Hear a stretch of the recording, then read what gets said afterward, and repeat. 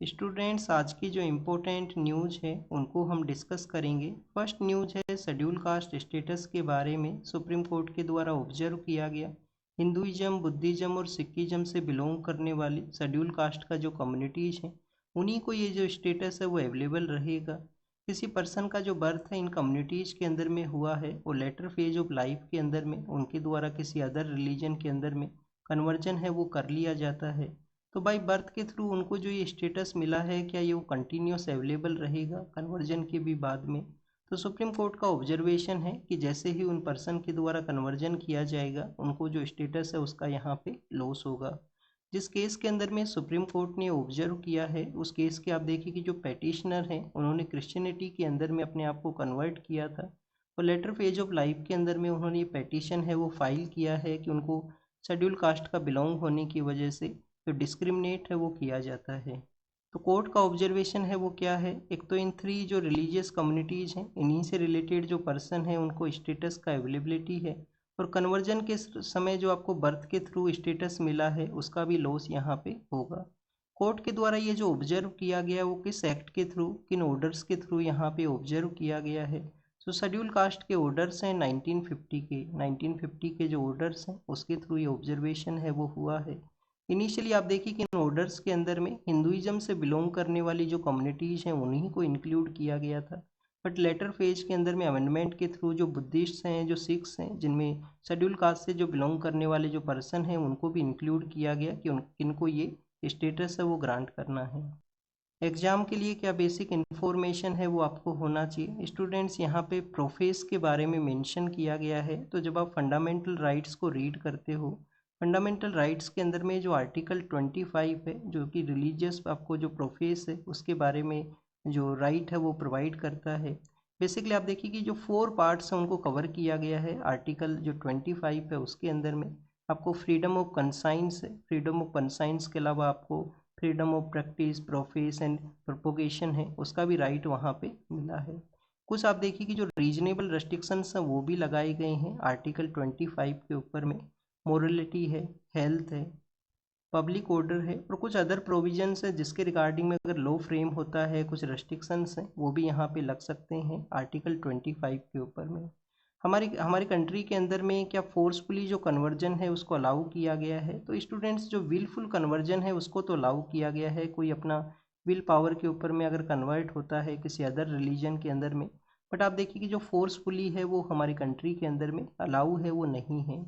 Next अगर हम read करें स्टूडेंट्स, वेस्ट एशिया के बारे में है। यूएस के जो प्रेसिडेंट हैं उन्होंने इंडियन प्राइम मिनिस्टर के साथ में डिस्कशन किया है वेस्ट एशिया के सिचुएशन के बारे में। हमारे जो प्राइम मिनिस्टर हैं उनका स्टैंड क्या है कि हमारा कंट्री का आप देखिए कि जो फॉरेन पॉलिसी है उसमें एक ही स्टैंड आपको मिलेगा कि कोई भी जो कन्फ्लिक्ट है उसको आपको रिजोल्व करना है, डायलॉग और डिस्कशन आपको कैरी आउट करना है और पीस का जो इस्टेब्लिशमेंट है वो आपके द्वारा यहाँ पे होना चाहिए।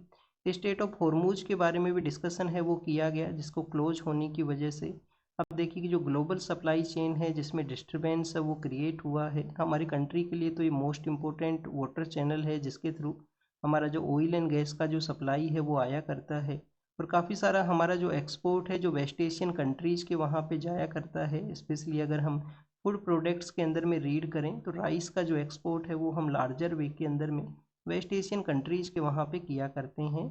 तो वो भी आप देखिए कि डिस्टर्ब हुआ है स्टेट ऑफ हॉर्मूज के क्लोज होने की वजह से। नेक्स्ट अगर हम बात करें, यूएस के जो प्रेसिडेंट हैं उन्होंने क्लेम किया था कि जो वो यहाँ पे ईरान के ऊपर में अटैक नहीं करेंगे, ईरान को भी जो काउंटर अटैक है वो नहीं करना चाहिए। बट वेस्ट एशिया के अंदर में आप देखिए कि जो स्ट्राइक्स हैं वो कंटिन्यूस हैं। यहाँ पे स्ट्राइक्स एक दूसरे के अगेंस्ट में कंटिन्यूस कैरी आउट किए गए हैं कंट्रीज़ के द्वारा। नेक्स्ट अगर हम रीड करें मैनिफेस्टो के बारे में है, तमिलनाडु के वहाँ पे इलेक्शंस हैं वो कंडक्ट होंगे। तो आप देखिए कि मैनिफेस्टो एक डॉक्यूमेंट हुआ करता है जिसके थ्रू पॉलिटिकल पार्टीज कुछ प्रॉमिस करते हैं कि उनके गवर्नमेंट का अगर फॉर्मेशन होगा तो इस तरीके से वो डिफरेंट डिफरेंट कम्युनिटीज़ को सपोर्ट है वो प्रोवाइड करेंगे। तो स्टूडेंट्स, मैनिफेस्टोज़ के अंदर में काफ़ी बार जो पॉलिटिकल पार्टी हैं वो फ्री बीज के बारे में भी मेंशन करते हैं, किस तरीके से फ्री जो उनके द्वारा जो प्रोडक्ट्स हैं वो प्रोवाइड किए जाएंगे अगर उनके गवर्नमेंट का फॉर्मेशन होगा। तो क्या इस तरीके से जो फ्री बीज को मेंशन करना मैनिफेस्टो के अंदर में वोटर्स को अपने पार्टी के लिए अट्रैक्ट करने के लिए, क्या ये करप्ट प्रैक्टिस का पार्ट नहीं है? जो करप्ट प्रैक्टिस हमारे यहाँ पे रिप्रेजेंटेशन ऑफ पीपल्स एक्ट के सेक्शन 123 के अंदर में बताया गया है। तो स्टूडेंट्स करप्ट प्रैक्टिस का पार्ट है वो नहीं है। कोर्ट के अंदर में एक पिटीशन फाइल हुआ था 2024 में। सुप्रीम कोर्ट ने ऑब्जर्व किया कि मैनिफेस्टो के अंदर में कोई भी यहाँ पे प्रॉमिस करना वो करप्ट प्रैक्टिस का पार्ट है, वो हम इसको काउंट नहीं करेंगे। मेघालय के बारे में है जो कि शेड्यूल 6 के रिगार्डिंग में है मेघालय। तो शेड्यूल 6 में आप देखिए कि कौन कौन से स्टेट्स आया करते हैं। आसाम है, मेघालय है, त्रिपुरा है और मिजोरम है। तो मेघालय के वहाँ पे डिसीजन ये लिया गया है कि जो काउंसिल एरियाज हैं, जो ऑटोनोमस डिस्ट्रिक्ट काउंसिल जो बनती हैं शेड्यूल 6 के थ्रू में, तो उन एरियाज़ के वहाँ पे जो शेड्यूल ट्राइब का जो स्टेटस है वो होना चाहिए, उसका प्रूफ होना चाहिए। उन्हीं पर्सनस को इलेक्शन कंटेस्ट है वो करने दिया जाएगा। ऑटोनोमस एरियाज़ को क्रिएट करने के बिहाइंड में रीजन यही था कि जो लोकल वहाँ पे जो ट्राइबल कम्युनिटीज़ हैं उनकी कल्चर को, उनकी प्रैक्टिस को जो प्रोटेक्ट है वो किया जा सके। नेक्स्ट आप देखिए कि काकोरी के जो यहाँ पे शहीद हैं उनके स्टैचूज़ के बारे में है। उत्तर प्रदेश के वहाँ पे उनके स्टैचूज़ के रिगार्डिंग में आप देखिए कि कुछ डिसीजंस वो लिया गया है। एग्ज़ाम के लिए आपको काकोरी केस के बारे में पता होना चाहिए। 9 अगस्त का वो समय है, 9 अगस्त 1925 जब काकोरी का ये इंसिडेंट होता है। हिंदुस्तान जो रिपब्लिक आप देखिए कि हिंदुस्तान का जो रिपब्लिक एसोसिएशन है उसके कुछ एक्टिविस्ट के द्वारा यहाँ पे जो ट्रेन 8 नाम से एक ट्रेन आने वाला था, 8 डाउन ट्रेन उसको बोला करते हैं, शाहजहाँपुर से लखनऊ के लिए। उसके अंदर में जो रोबरी है वो किया जाना था, वेपन्स हैं वो उनके द्वारा लूटे जाने थे। तो उससे रिलेटेड ये पर्सन है जो हिंदुस्तान रिपब्लिक एसोसिएशन के भी एक्टिविस्ट हैं वो हुआ करते थे। नेक्स्ट अगर हम बात करें जो काकोरी केस के जो शहीद हैं उनके नेम क्या हैं। अशफाक उल्ला खान हैं, राम प्रसाद बिस्मिल हैं, रोशन सिंह हैं, राजेंद्र लहरी हैं और उन्हीं के स्टैच्यूज़ के रिगार्डिंग में ये डिसीजन यहाँ पे हुआ है। नेक्स्ट अगर हम बात करें स्टूडेंट्स, हमने HRS के बारे में यहाँ पे रीड किया, हिंदुस्तान जो रिपब्लिक एसोसिएशन है। अब देखिए कि ये HRS है जो कन्वर्ट होता है HSRM के अंदर में। यहाँ पे जो सोशलिस्ट आइडिया हैं उसको ये प्रमोट किया जाएगा लेटर फेज के अंदर में, जब 1928 के समय में फिरोज शाह कोटला के वहाँ पे एक मीटिंग होता है। नेक्स्ट अगर हम बात करें स्टूडेंट्स, यहाँ पे सबरीमाला टेम्पल के बारे में है। 2018 का जो जजमेंट था जिसके अंदर में वुमेन्स को अलाउ किया गया था सबरीमाला टेम्पल के अंदर में, तो उस 18 के जजमेंट को रिव्यू किया गया है कोर्ट के द्वारा। तो जिसके अंदर में जो बोर्ड है यहाँ पे सबरीमाला टेम्पल को मैनेज करता है, त्रावणकोर जो देवासम बोर्ड है, उन्होंने आप देखिए कि अपना जो सबमिशन है वो किया है कि जो रिलीजियस प्रैक्टिस है उसको किसी भी तरीके से चेंज है वो नहीं किया जाए, जो कंटिन्यूस यहाँ पे लोगों के द्वारा उस प्रैक्टिस को जो यूज है वो किया गया है। तो स्टूडेंट्स यहाँ पे आप देखिए कि जो सबरीमाला टेम्पल है जिसके अंदर में लॉर्ड अयप्पा हैं जो मेन डीटी हैं जिनका वहाँ पे वर्शिप किया जाता है, और वो सेलिब्रेट थे जिनको कि हम निष्काम ब्रह्मचारी के नाम से जिनको हम जानते हैं। और वुमेन्स का इसी वजह से जो एंट्री है वो वहाँ पे अलाउ है वो नहीं हुआ करता था, बट कोर्ट के ऑब्जर्वेशन के बाद में उन्होंने अलाउ है वो किया गया। अब रिव्यू पिटीशन है जिसमें यहाँ पे डिफरेंट सेक्टर्स के अलग अलग ऑब्जर्वेशन आए हैं, जैसे कि केरल गवर्नमेंट ने अपना जो ऑब्जर्वेशन है उसको चेंज किया है कि वुमेन्स का जो एंट्री है वो अलाउ किया जाए। नेक्स्ट अगर हम बात करें स्टूडेंट्स वेस्ट एशिया के बारे में है, तो वेस्ट एशिया में जो सिचुएशंस हैं वो शो करते हैं कि जिस प्लान के थ्रू वॉर को कैरी आउट किया गया था वो एग्जैक्ट प्लान्स हैं, वो ऑब्जेक्टिव हैं, वो यहाँ पे अचीव नहीं हुए हैं। यूएस के प्रेसिडेंट ने जिस तरीके से समय समय पे एक तो ईरान को आप देखिए कि रिलैक्सेशन उन्होंने प्रोवाइड किया है, ईरान को स्ट्रेट ऑफ हॉर्मुज को ओपन करने के लिए उनके द्वारा कहा गया। यूएस ने जो नाटो के जो कंट्रीज हैं उनको से भी कहा था कि अपने फोर्स का डिप्लॉयमेंट आपको करना है। नेक्स्ट आप देखिए कि ईरान के ऊपर में जो सैंक्शंस थे ऑयल के बारे में, तो 30 डेज का जो सैंक्शन का रिलैक्सेशन भी दिया गया है वॉर सिचुएशन के अंदर में। तो जिस प्लान के थ्रू ये वॉर स्टार्ट हुआ था वो प्लान्स यहाँ पे ऑब्जेक्टिव नहीं हुए हैं, तो इसी वजह से बेसिकली इस तरीके से जो चेंजेज हैं वो हुए हैं। नेक्स्ट अगर हम बात करें यूएस को भी आप देखिए कि इकोनॉमिकल फ्रंट के ऊपर में काफ़ी सारा लॉस हुआ है, चाहे वो वेपन्स का यहाँ पे मैन्युफैक्चरिंग हो, वेपन्स का जो सेल करना हो, तो जो इकोनॉमिक पर्सपेक्टिव से भी वॉर है वो फीजिबल नहीं है यूएस के लिए भी यहाँ पे। नेक्स्ट अगर हम बात करें करप्शन के बारे में है, तो करप्शन का जो डीपनिंग सिचुएशन है उसको यहाँ पे शो किया गया कि लास्ट ईयर जब करप्शन परसेप्शन इंडेक्स है जो रिलीज हुआ था ट्रांसपेरेंसी इंटरनेशनल के द्वारा, किसके द्वारा होता है, ट्रांसपेरेंसी इंटरनेशनल के द्वारा। तो ओवरऑल वर्ल्ड के अंदर में जो करप्शन के जो नंबर्स हैं वो शो करते हैं कि जो करप्शन है जो डीप डाउनिंग सिचुएशन में है, कंट्रीज के अंदर में जो करप्शन है वो इंक्रीज हुआ है। अगर हम बात करें यहाँ पे एवरेज स्कोर के बारे में, जो 42 एवरेज स्कोर है, अबाउ 80 जो स्कोर है वो कुछ ही कंट्रीज का है, अराउंड 5 कंट्रीज हैं जिनका अबाउ 80 स्कोर है। नेक्स्ट अगर हम बात करें स्टूडेंट्स, आप देखिए कि 10 ईयर बिफोर ये एवरेज स्कोर भी डिफरेंट होता था। अबाउ 80 जो नंबर ऑफ कंट्रीज हैं वो भी यहाँ पे लार्जर हुआ करते थे, 10 के आसपास कंट्री होते थे जिनका काफ़ी बेटर स्कोर था करप्शन परसेप्शन इंडेक्स के अंदर में। तो स्टूडेंट्स, इंडिया के अगर हम स्कोर के बारे में बात करें तो इंडिया का जो स्कोर है वो 39 है, एवरेज से भी बिलो है। यहाँ पे हमारा जो रैंकिंग है वो 91 है आउट ऑफ 182 कंट्रीज।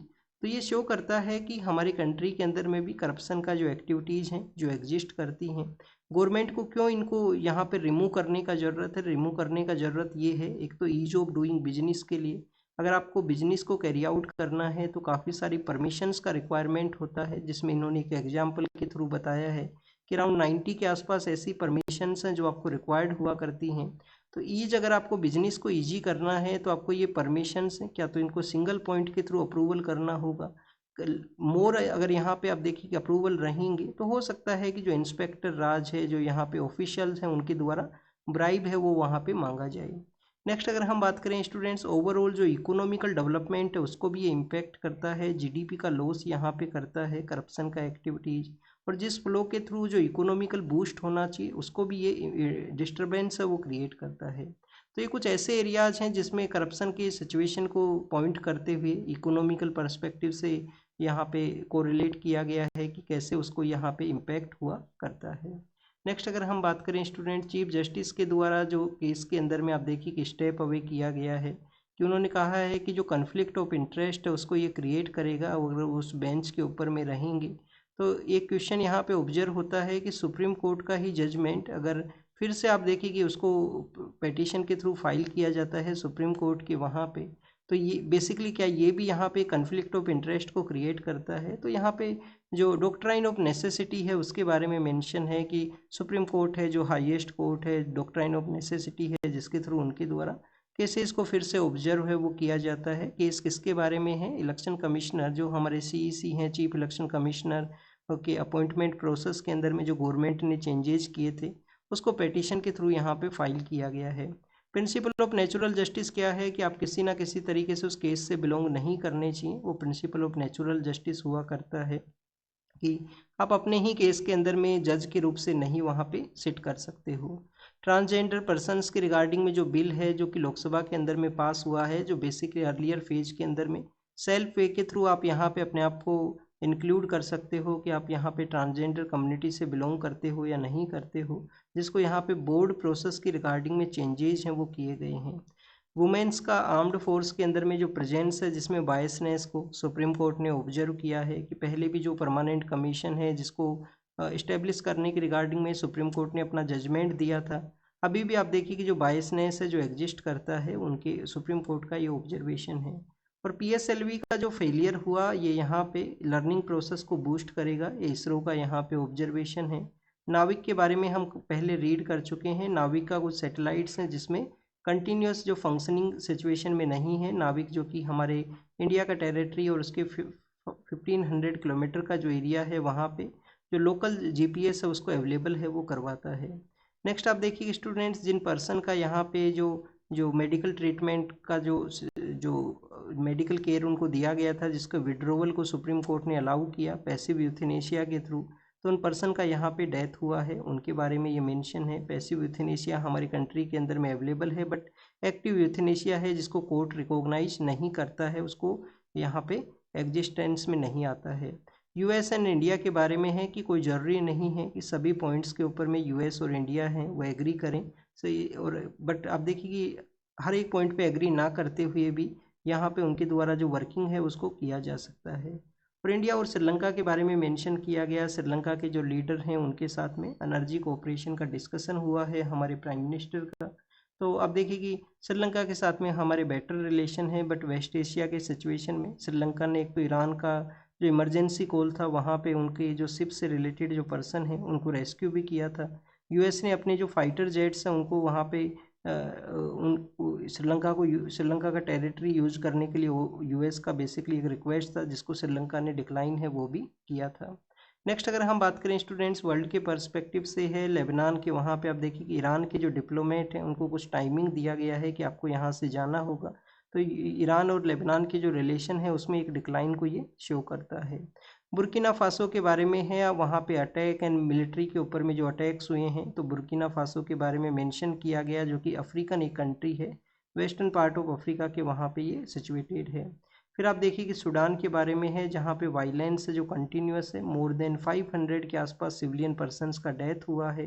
ये यूएस के होमलैंड सिक्योरिटी के बारे में जो एग्ज़ाम के लिए नहीं इम्पोर्टेंट है। ईरान के जो नए सिक्योरिटी चीफ हैं वो भी एग्ज़ाम के लिए नहीं इम्पोर्टेंट है, पहले वाले हैं जिनको असेसिनेट किया गया था। और इसके अलावा स्टूडेंट्स यहाँ पे जो वेस्ट एशिया के सिचुएशन के बारे में जो हम काफ़ी बार रीड कर चुके हैं। नेक्स्ट अगर हम बात करें, लितानी नाम का जो नदी है जो यहाँ पे लेबनान और इजराइल के बीच में एक बॉर्डर एरिया के पास में सिचुएटेड है, लितानी रिवर, तो वहाँ पे आप देखिए कि इजराइल ने अपना फोर्सेज है उसने टेक ओवर किया है उस रीजन को। और जैसे हमारे तमिलनाडु के वहाँ पे जल्लीकट्टू हुआ करता है, जल्लीकट्टू जो मकर संक्रांति के समय आपको मिलेगा जब पोंगल का फेस्टिवल मनाया जाता है तमिलनाडु के अंदर में, तो मडागास्कर के वहाँ पे भी ऐसा ही एक सिमिलर फेस्टिवल है, सिमिलर जो प्रैक्टिस है उसको फोटो में शो किया गया। नेक्स्ट अगर हम बात करें स्टूडेंट्स, रसिया ने ड्रोन्स हैं वो फायर किए हैं यूक्रेन के वहाँ पे, जिसमें कुछ लोगों का डेथ हुआ है। तो this is all the information related to the today's newspaper. आप इसको रीड कीजिए, रिवाइज कीजिए, जो भी इन्फॉर्मेशन आपको मिला है उसको नोट डाउन कीजिए। Thank you students, thank you very much.